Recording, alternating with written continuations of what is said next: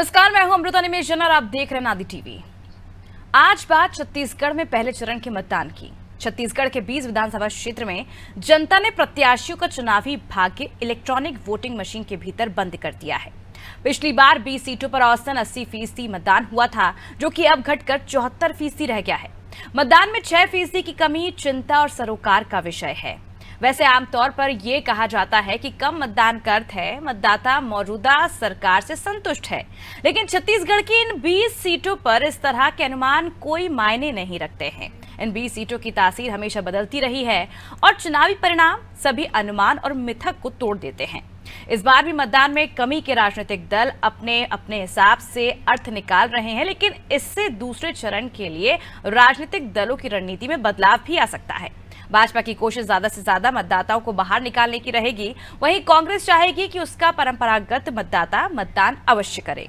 कम मतदान से किसका फायदा और किसका नुकसान है, ये जानने की कोशिश करते हैं।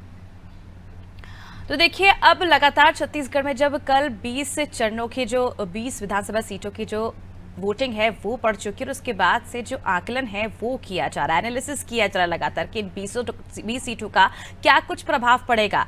और 70 सीटों पे जो चुनाव अभी बाकी है, वोटिंग होना बाकी है, वो 17 नवंबर को होगी और उसके बाद ही तय होगा कि आखिर इसका एनालिसिस जो है उस पर कितना प्रभाव पड़ता है और पार्टी जो है अपनी रणनीति में किस तरह से बदलाव करती है। क्योंकि पिछली बार हमने देखा है किस तरह से जब भी कहा जाता है कि अगर वोटिंग प्रतिशत बढ़ता है तो एंटी इनकमेंसी फैक्टर जो है वो देखा जाता है और कम पड़ता है तो कहीं ना कहीं जो वोटर है वो अपनी सरकार से फिलहाल संतुष्ट नजर आ रहा है। लेकिन यहाँ पर 6% का अंतर क्या कुछ कहता है, इस वक्त हमारे साथ चर्चा के लिए तमाम मेहमान मौजूद हैं। बीजेपी से महेश कश्यप जी जुड़ चुके हैं और कांग्रेस से अनुभव शुक्ला जी, आप पार्टी से सूरज उपाध्याय जी और वरिष्ठ पत्रकार अवधेश मलिक जी हमारे साथ जुड़ चुके हैं। आप सभी का बहुत बहुत स्वागत है नादी टीवी पर। अवधेश जी, सबसे पहले मैं आपके पास आना चाहूंगी और जानना चाहूंगी जो आकलन निकाला जा रहा है, क्योंकि सुरक्षा बढ़ाई गई, कैमरे लगे, सुविधाएं बढ़ी, लेकिन वोटिंग प्रतिशत जो है वो कम आया पिछली बार के मुकाबले। क्या आप समझ रहे हैं इसे देखकर? क्या आपका राजनीतिक जो विश्लेषण है वो क्या कहता है? देखिए, इसको एज ए होल नहीं देख सकते हैं। कुछ सीटों पे अच्छा मतदान भी हुआ है और कुछ सीटों पर पिछड़ा है मतदान। खास करके मैं बीजापुर का जो देख रहा था तो वहाँ जो है सो एक सिचुएशन ऐसा बन रहा है जिससे ये पता लग रहा है कि जो सिटिंग कैंडिडेट है शायद उसके फेवरेबल कुछ चीजें चली गई है। तो इसी प्रकार से जो वहाँ पर जो है सो सुकमा का केस है, सुकमा में जो फैक्टर्स बन रहे हैं वो ये बता रहा है कि हो सकता है कि जो सिटिंग मंत्री हैं उनकी पोजीशन डगमगा जाए। तो इस टाइप से कुल मिला के अभी भी जो सिचुएशंस विभिन्न जगहों पे बन रहा है, अगर सिर्फ बस्तर की बात कर लें, उन 12 सीटों की बात कर लें, तो उसमें 8 और 4 का बन रहा है और कुल मिला के 8-4 या फिर 7-5 के इसके बीच के रेशियो रहेगा। अब ये किसको फेवर करेगा ये देखने वाली बात होगी, लेकिन फिलहाल जो रुझान आ रहा है वो बाई पार्टी ही आ रहा है। मतलब दो पार्टियों के बीच जबरदस्त का संघर्ष दिख रहा है। हम उम्मीद कर रहे थे कि भानु प्रतापपुर में जो है सो एक अच्छा मैच देखने को मिलेगा, लेकिन फिलहाल जो इंफॉर्मेशन आ रही है वो मेरे ख्याल से बहुत ज्यादा कॉन्टेस्ट वाली सिचुएशन नहीं बता रहा है कि 3 भागों में विभक्त हो जाएगा। जबकि आम आदमी पार्टी के वहां पर जो प्रदेश अध्यक्ष हैं उन्होंने काफी अच्छी कैंपेन की थी। तो कहीं ना कहीं जो इसको हम कह सकते हैं कि लोकतंत्र में जो भले ट्राइबल एरियाज हैं और लोग उसको डिफरेंट टाइप से एनालिसिस निकालते हैं जी, लेकिन कहीं ना कहीं मतदाता वहां का ज्यादा परिपक्व दिखाता है, इसलिए बाई पार्टी पॉलिटिक्स में ही ज्यादा उसका भरोसा अभी तक दिख रहा है। जी चलिए, महेश जी भी हमारे साथ जुड़े हुए हैं। महेश जी, जिस तरह से अगर हम देखें तो एक तरफ तो बीजेपी ये दावा कर रही है कि 20 की 20 पूरी सीटें हैं वो इस बार जीतने वाली है, लेकिन अगर हम देखें पूरा आकलन करें तो जिस एग्रेसिव से बीजेपी को इस बार लड़ना चाहिए, जो एग्रेशन था वो कहीं ना कहीं 1 महीने पहले तक गायब था, लेकिन चुनाव नजदीक आते आते वो एग्रेशन कहीं ना कहीं दिखाई दिया। लेकिन क्या लगता है, क्या उम्मीद कर रहे हैं आप, क्योंकि इस बार 6% का ही डिफरेंस देखा जा रहा है?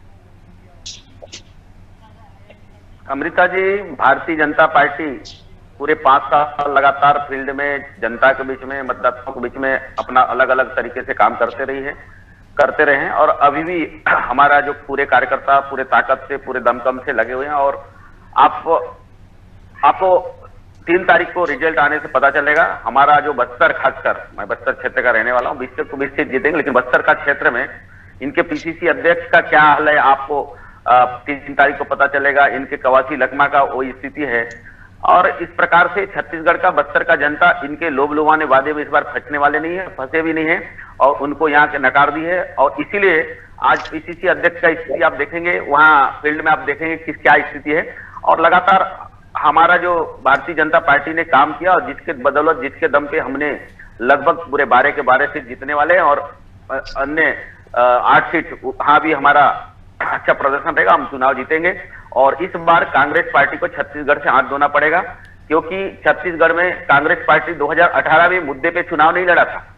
इनको 130 साल पुरानी पार्टी को ये करना पड़ा ताकि जिस यहाँ के जनता भ्रमित हो और हमको वोट दे, और आखिरकार दिए उनको। लेकिन 5 साल में जो वादा किया था, जो घोषणा किया था, एक भी पूरा नहीं किया और किए भी कुछ वादे तो सिर्फ एक प्रकार से जुना पकड़ा दिया कि जैसे 10 लाख। लेकिन महेश जी, आप तो बस्तर की बात कर रहे हैं। सीएम बघेल तो ये कह चुके हैं कि एक सीट जो है बीजेपी के पास राजनांदगांव की, वहां से रमन सिंह हार रहे हैं इस बार। नहीं, देखिए हमारा लगभग हम सभी सीट जीत रहे हैं और डॉक्टर रमन सिंह तो बहुत भारी मतों से जीतेंगे, क्योंकि भूपेश बघेल को मालूम है, खुद भूपेश बघेल का क्या स्थिति आपको मालूम है। 508 करोड़ का महादेव भगवान के नाम से ऐप चला के वहां से भी घोटाला करने में नहीं छोड़ा है। और इनके 5 साल में देखो हमारे डॉक्टर रमन सिंह को चाउर बाबा के नाम से पूरा देश में विख्यात, विश्वविख्यात है। और ये भूपेश बघेल को आने वाला समय में उनको भ्रष्टाचारी बाबा के नाम से छत्तीसगढ़ के लोग भी पहचानेंगे, देश के लोग भी पहचानेंगे, जिस प्रकार से 5 साल में जो छत्तीसगढ़ का दुर्दशा किए हैं। इसीलिए भूपेश बघेल के बोलने से हमारे डॉक्टर रमन सिंह हारने वाले नहीं हैं। चलिए, आपके पास आना चाहूंगे अनुभव जी। जिस तरह से सीएम भूपेश बघेल कह चुके हैं कि इस बार जो 20 सीटें हैं उसमें से 19 सीटें जो हैं वो फिर से कांग्रेस के पास आएंगी और 1 सीट जो है वो बीजेपी के पास जा सकती है। उधर वो ये भी कह रहे हैं कि राजनांदगांव से एक बार रमन सिंह हार रहे हैं, तो इस बार जो 1 सीट जाने वाली कांग्रेस के यहाँ से, वो कौन सी सीट होगी आपके हिसाब से? देखिए, सर्वप्रथम तो आपको और आपके सभी दर्शकों को मेरा नमस्कार जी। देखिए, भारतीय जनता पार्टी जो है वो अभी महेश कश्यप जी बता रहे थे कि किस प्रकार से हमने 130 साल पुरानी पार्टी और हमने क्या किया क्या नहीं किया। तो मैं 130 साल पीछे तो नहीं, मैं खाली मात्र 12-15 साल पीछे जाना चाहता हूँ और आदिवासी मुद्दे पे ही रहना चाहता हूँ कि इन्होंने आदिवासियों से जिस प्रकार के वादे किए थे जुमला पार्टी ने और उसकी पूरी वादा खिलाफी करी। इन्होंने प्रत्येक आदिवासी परिवार को एक गौ माता देने का वादा किया था, जिस गौ माता के नाम पे मानते उन्होंने नहीं दी। प्रत्येक आदिवासी परिवार को एक नौकरी देंगे, सरकारी नौकरी देंगे, वो नहीं किया। इन्होंने दाल भात सेंटर खोलने की बात करी थी, इन्होंने पलायन छत्तीसगढ़ बनाने की बात करी थी, इन्होंने नक्सल मुक्त छत्तीसगढ़ बनाने की बात करी थी। जब इन्होंने वादा किया 2008 में नक्सल मुक्त छत्तीसगढ़ बनाने का, उसी टर्म में सबसे बड़ा नक्सली हमला होता है। तो भारतीय जनता पार्टी का वादा और भारतीय जनता पार्टी की करनी दोनों एक दूसरे के 180 डिग्री पे बिल्कुल विपरीत होते हैं। ये 15 साल में जनता ने देखा है। हमारी सरकार आने के बाद जिस प्रकार से इनके 300 से अधिक स्कूल उस क्षेत्र में बंद कराए थे, वो हमारी सरकार आने के बाद खुले और भी ऐसी अन्य चीजें हैं, मैं उसके डिटेल में नहीं जाना चाहता। वो सब बहुत जनता जानती भी है और इसलिए हमको वोट देके सारी सीटें मिलने भी वाली हैं। जहां तक ओपिनियन पोल और एग्जिट पोल की बात है, देखिए ओपिनियन पोल तब आ गया था जब भावना वोरा जो मुख्यमंत्री जी, पूर्व मुख्यमंत्री जी रमन सिंह की भांजी है, उनका वीडियो वायरल हुआ था। वो नोट बांध रही थी, बांट रही थी, 500 के 1000 रुपए बांट रही थी, जनता को वोट बांट रही थी। तभी ओपिनियन जनता का समझ में आ गया था कि इनको मजबूर होके पैसा बांटना, सामग्री बांटना, चाहे राजेश मूणत हो, चाहे कोई भी नेता हो, इनको मजबूर होकर इस प्रकार से लुभावना पड़ रहा है जनता को। जनता इनके पक्ष में आ रही है। और एग्जिट पोल की अगर आप बात करेंगे, लकमा जी के क्षेत्र में 2 गाड़ी पकड़ा गया है, 2 गाड़ी फिलहाल मैं बात नहीं कर रही, मैं तो सिर्फ उस बयान की बात कर रही हूँ जो सीएम भूपेश बघेल दे चुके हैं। उन्होंने कहा है कि सिर्फ 1 सीट है जो बीजेपी के पास जा सकती है। हालांकि एक तरफ वो ये भी कहते नजर आए कि राजनांदगांव इस बार रमन सिंह हार रहे हैं। बिल्कुल, देखिए बहुत सारी सीटों में तो भारतीय जनता पार्टी ने जिस प्रकार से जनता को धक्का दिया तो जमानत जब्त हो जाएगी, मुझे तो ऐसा लगता है। और जहां तक आप 1 सीट की बात कर रही हैं, तो देखिए राजनीति जो है, जनपद जो है, वो एक स्थिर प्रवृत्ति की चीज नहीं होती। वहां पे बहुत सारे बदलाव और उतार चढ़ाव आते रहते हैं। तो संभावना ये बनती है एक आध सीट ऊपर नीचे, जैसे हमने 17 सीटें जीती थी पिछली बार विधानसभा के चुनाव में, उसके बाद उपचुनाव में 2 और जीती थी तो 19 हो गया था। तो कहने का तात्पर्य है कि कभी कभार 19-20 हो जाता है, तो एक आध सीट ऊपर नीचे हो जाती है। लेकिन भारतीय जनता पार्टी के मन में जो डर वो इस बात से दिखता है कि अब वो जो फटाखा के कार्य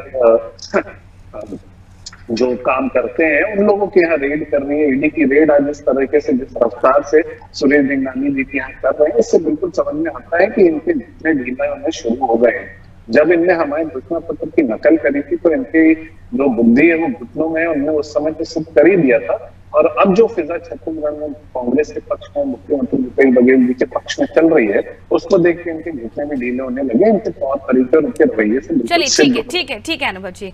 सूरज जी, मैं आपके पास आना चाहूंगी। अगर देखा जाए तो इस बार जब चुनाव हुए हैं 20 सीटों पर, तो उसमें 6% का अंतर बीजेपी कांग्रेस दोनों की सीटों में देखने को मिला है। ऐसे में आप पार्टी क्या उम्मीद कर रही है?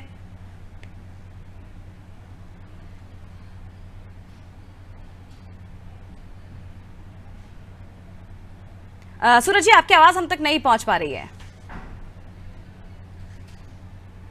जी हेलो जी। आपने देखा होगा कि छत्तीसगढ़ में कई जगह से चुनाव बहिष्कार की खबरें आती रही हैं।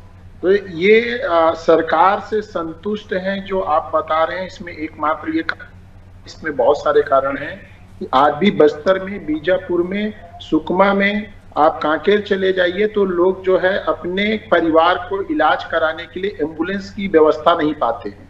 आपने आज से 4 महीने पहले की कई खबरें मैं बताता हूँ। बीजापुर में पेड़ के नीचे टहनियों से ग्लूकोज का बाटल लटका के लोगों का इलाज किया गया। कांकेर में एक बहन प्रसव पीड़ा को जब करती है तो उसको खाट पे, चारपाई पे लाद के लाया जाता है। तो इस प्रकार की घटनाएं बहुत हैं। आज भी ऐसे गांव हैं जहां पे नदी नाले पुल नहीं बन पाए हैं। लोग बरसात के दिनों में डोंगा से आना जाना करते हैं। स्कूल की व्यवस्था नहीं है, अस्पताल की व्यवस्था नहीं है। ये मतदान कम होने के पीछे जो कारण है वो सरकार से असंतुष्टि का कारण, जिसके कारण मतदान कम हुआ है। और आप ये खबर लगातार आ रही है कि कई गांव के लोग, कई जगह के लोग चुनाव का बहिष्कार किए हैं। और दिलचस्प मामला आपको दंतेवाड़ा, भानु प्रतापपुर, अंतागढ़, नारायणपुर और कवर्धा में देखने को मिलेगा। अप्रत्याशित रूप से वहां से आपको रिजल्ट देखने को मिलेगा, क्योंकि उसके पीछे एक कारण है कि अरविंद केजरीवाल जी ने जो पिछले 9 साल में दिल्ली में डिलीवर किया है, एक एक वादे को 100% पूरा करने का काम किया है। उस आस के कारण आज छत्तीसगढ़ के लोग ये जान पाए हैं कि अगर कोई काम कर सकता है वो है अरविंद केजरीवाल की आम आदमी पार्टी। लेकिन सूरज जी, मैं आपको यहाँ रोकना चाहूंगी। कोविड के समय हमने कई तस्वीरें ऐसी देखी थी दिल्ली की जो शायद पूरी दुनिया में वायरल हुई थी। देखिए, ये प्रोपोगंडा किया गया मैडम। आपको मैं आप एक तस्वीर दिखाता हूँ। कोविड के टाइम में रायपुर राजधानी के अंदर मेकाहारा में ऑक्सीजन प्लांट लगाया गया। मैं आपके माध्यम से चैलेंज करता हूं, आप अभी इसी वक्त डिबेट के बाद अपने रिपोर्टर को मेरे साथ भेजिए। वो ऑक्सीजन प्लांट आज भी चालू नहीं है। कई चीजें केंद्र सरकार के अंतर्गत आती हैं दिल्ली की, और उसको भाजपा के लोग प्रोपोगंडा करते हैं, जिसको मीडिया के लोग कई बार जाने अनजाने उठा लेते हैं, सच्चाई ना जानते हुए। मैं छत्तीसगढ़ की बात करना चाहूंगा। ये बोला गया कि यहाँ के किसान खुश हैं, यहाँ के किसानों की आय दोगुनी की गई। और अगर यहाँ के किसानों की आय दोगुनी हुई तो किन किसानों के कर्जा माफी की बात भूपेश बघेल और भाजपा पार्टी कर रही है? इसका मतलब है कि यहाँ के किसानों का आर्थिक रूप से उन्नयन नहीं हो पाया, फर्जी डाटा पेश किया गया। यहाँ के किसान खुश नहीं है।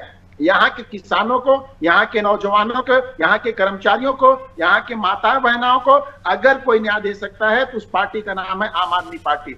मैं आपसे फिर से सवाल दोहराता हूं, अगर किसान खुश हैं, किसानों को सही बोनस, सही पैसा, उनका दाम मिला, तो कर्ज कैसे हो गया? क्योंकि एक बार इन्होंने ये दावा किया है कि हमने कर्ज माफी की थी। इसका मतलब 5 साल में किसान फिर से कर्ज में आए हैं। इसका सीधा मतलब है कि आम आदमी पार्टी के अलावा। चलिए, आपके सभी सवालों का जवाब ले लेते हैं। अनुभव जी, क्या कहना चाहेंगे? तमाम आरोप आपकी पार्टी पर लगे हैं। किसानों को कर्जा देने की नौबत क्यों आई जब पहले ही कर्जा माफ कर चुके थे आप?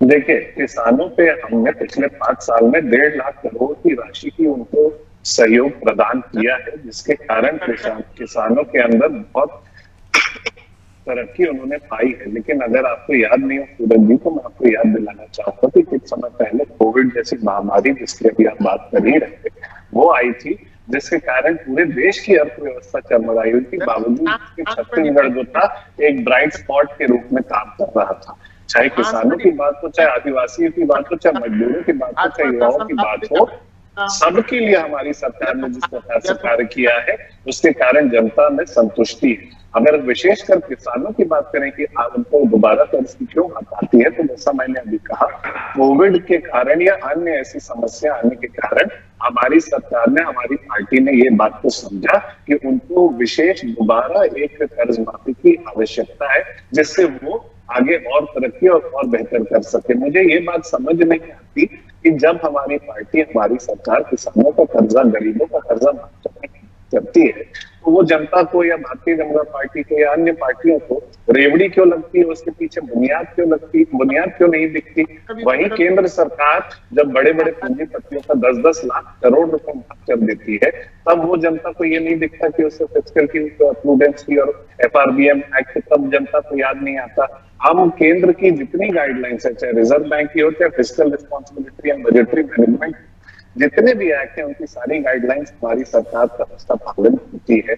अभी आपने देखा होगा कि 2 दिन पहले, माफ कीजिएगा 2 दिन पहले, कुछ समय पहले प्रधानमंत्री जी ने गरीब कल्याण योजना की फिर से ऐलान किया है कि अगले 5 साल 80 करोड़ लोगों को वो देंगे।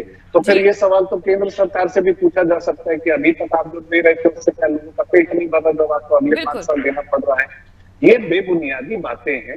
ये उसकी जो टाइमिंग है वो प्रधानमंत्री जी, जबकि अभी 3 से 4 हफ्ता है उस कैबिनेट बैठक को जिसमें वो गरीब कल्याण योजना की चर्चा होनी है, तब भी उनने अभी ऐलान किया ये राजनीति करते हैं। हमने समय देख के, जनता की जरूरत देख के, उनकी डिमांड देख के हमने उस प्रकार से कार्य किया है, जिसके कारण किसानों में खुशहाली है, जिनको उनको तरक्की मिली है। केंद्र सरकार ने बोला था। लेकिन अनुभव जी, क्या आपको ऐसा नहीं लगता है हर बार जो हम ट्रेंड देखते हैं उसके हिसाब से जो 6% इस बार कम वोटिंग हुई है, कहीं ऐसा ना हो इस बार चौंकाने वाले रिजल्ट्स आए? देखिए, चौंकाने वाले रिजल्ट तो बिल्कुल आएंगे, लेकिन चौंकेगा कौन? भारतीय जनता पार्टी। कल अगर आप देखें, कल की अगर आपने शाम की खबर देखी तो भारतीय जनता पार्टी के दफ्तर में बड़े पटाखे फोड़े जा रहे थे, बहुत खुशहाली मनाई जा रही थी।